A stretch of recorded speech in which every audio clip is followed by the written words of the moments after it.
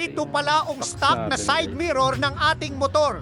Pero may nabili ako dito sa TikTok na tingin ko mukhang bagay sa ating motor. Tara, igamit natin. Habang nagkakabit, alam nyo ba, walang mas bubudol pa sa tropang mag-aya ng rides tapos sasabihing, Pops, chill ride lang tayo ha. Nakastock lang tong motor ko at walang karga. Naniwala naman ako. Pero pagdating sa meetup, yung tunog pa lang ng tambutso niya, akala mo may galit na sa mundo. Noong nasa highway na kami, bago mag-green light, lumingon pa sa akin at sabi, una ka na, Paps, sunod lang ako.